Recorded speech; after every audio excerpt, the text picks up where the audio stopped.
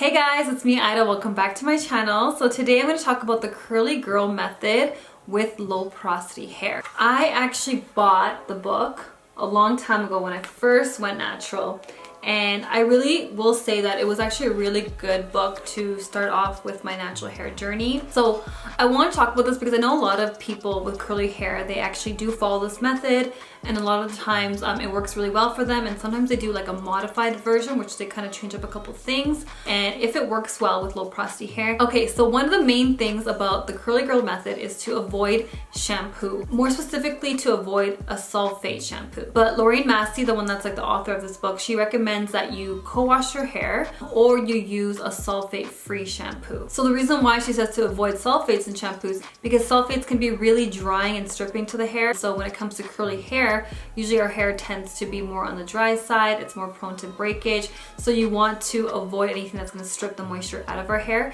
and we're focusing more on adding the moisture back. And so I definitely agree with staying away from really harsh stripping cleansers. Like, you definitely don't need that for curly hair, low porosity hair. Once you actually strip out your hair so much, it's very hard to get the moisture back in. Even if you use like the best conditioners ever, it's very hard to get that moisture back into your hair. So that's like the number one thing, is to stay away from really harsh cleansers. So for me, I used to always co-wash way more often than shampoo for a certain amount of time, because I did notice that my hair was getting a lot more moisturized. It was able to retain moisture a lot better. It was just feeling better, looking better. However, I was having issues with my scalp, and I can tell that I was having product buildup on my scalp that the conditioner was not basically removing. And keep in mind, I'm not talking about regular rinse out conditioners, I'm talking about actual cleansing conditioners that have cleansing detergents in there. So for some people it really does work. For me, I noticed that after a while I do need to add in a shampoo into my regimen, because a cleansing conditioner is just not going to be enough after a while. I definitely still incorporate them into my regimen,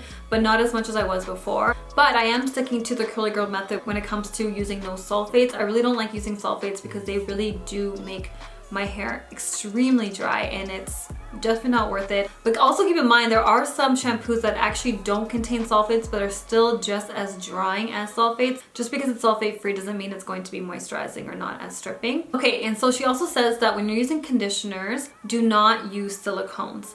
More specifically, the non-water soluble silicones.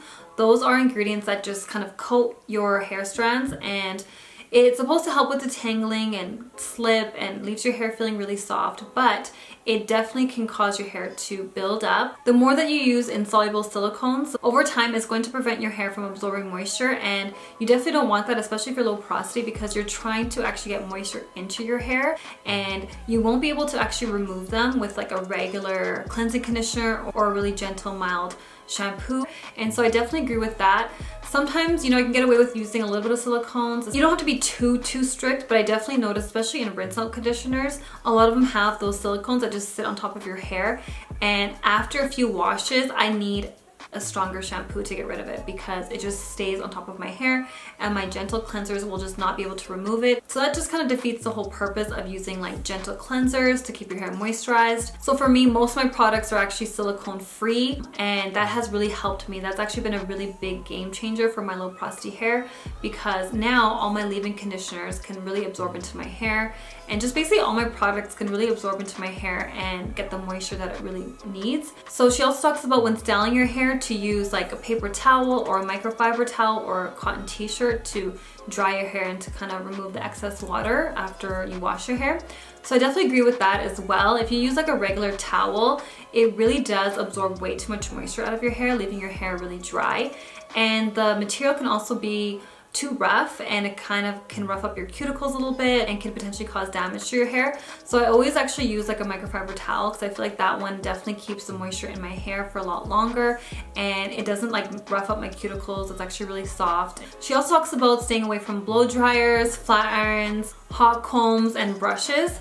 So she says that if you do have to use a blow dryer, she does recommend using a diffuser. I don't really use brushes, to be honest. Like, once in a blue moon for a twist out, your hair is definitely more prone to breakage when you're using like tools like brushes and all that kind of stuff. So I try to just use my fingers, and that's what she talks about too, to try to use your fingers and detangle your hair with your fingers, like when your hair is actually wet, so it's actually more easier to detangle. So I definitely agree with her with that, but I definitely agree, like, the more you use hot styling tools, of course your hair is more prone to like hair breakage. I noticed like with her method, it's very very gentle for curly hair, and it's very like stay away from like anything that's going to damage your hair, you know, and just stay away from anything that's going to be too harsh for cleansing, and just stay away from anything that's going to build up on your hair, and just, you know, focus on like really good ingredients that can actually absorb into your hair and moisturize it. So I definitely feel like it's a really good foundation to start. And of course, like once you're natural for a little bit longer, you're gonna want to, you know, play around with your hair a bit more and try different styles. Like you're gonna do a blowout, you're gonna flat iron it once in a while. I think in the beginning of the hair journey, this is really good because I do notice that the longer you're natural and the longer you upkeep like a really good natural hair regimen, your hair is actually able to retain moisture a lot longer and a lot better over time. So I feel like you're actually able to play around with your hair a bit more often and still have healthy hair. In the beginning though, I do feel like, you know, when your hair is super dry and you're still trying to figure out the products and all that, then it's really good to start off with like really treating your hair like extra gentle. And then she also mentions to kind of stay away from parabens, which is like some preservatives that they say may be linked to cancer.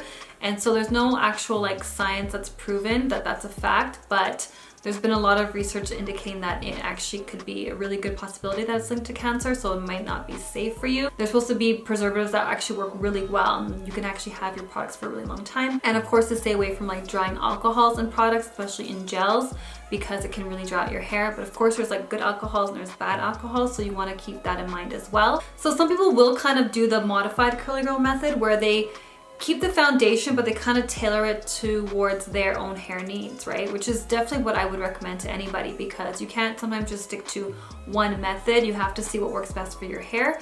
And so sometimes people will throw in a sulfate shampoo once in a while to kind of get rid of any product buildup and to clarify their hair, just kind of reset everything, especially if some of them actually do incorporate silicones into the regimen. Clarifying your hair doesn't just mean getting rid of product buildup. It could be that you have hard water buildup and you have mineral deposits on your hair that will actually need to be removed as well. And so even if you're using like a silicone-free hair product line, you still will have to clarify your hair depending on what kind of water you have at home. Sometimes you can get away with using like a bentonite clay, or if you swim in like chlorine water, like you might actually have to use like, you know, some type of sulfates or some other type of cleansing ingredients that would not be, you know, considered curly girl friendly. And of course, some people use heat sometimes in their regimen. Of course, if you want like really healthy curly hair, you are going to have to minimize the heat. I mean, I think we all know that, right? So yeah, that's basically like it. There's really not too much to it. Like now looking back, now that I've been natural for a while, like I feel like, oh, that's it. Like, oh, I thought there was more to this curly girl method. But when I first started natural hair, I didn't even know what silicones was. I didn't know what parabens were. I didn't even know that you could even wash your hair with a cleansing conditioner. I just didn't even know the different types of shampoos and like sulfates. When I did incorporate this into my hair regimen, definitely made a huge impact on my hair. My hair was just so much more moisturized, and it just gets better along the way. Yeah, so in conclusion, I will say I definitely think it's a really good book, and I think it's an amazing method to start off with, and it's always good to tailor it. But for low porosity hair, I would just keep in mind, like with the co-washing, you're not going to be able to get away with co-washing as much as someone else with high porosity hair, because we do get product buildup on our hair a lot more easier. And if you're going to use like heavier butters and heavier oils, like you're not going to be able to just get away with co-washing your hair. But again, for low porosity hair, I don't like to use heavy butters. I don't like to use heavy oils. It's actually easier for me to kind of use more gentle cleansers because I don't use like heavy products or anything like that in my hair. So that's why I really do agree with the curly girl methods. And if you want to start the curly girl method, what they say is to clarify and strip your hair completely before you actually start this method, so that you can have like a clean slate, because it's not going to work if you actually have like previous like buildup and all that kind of stuff in your hair.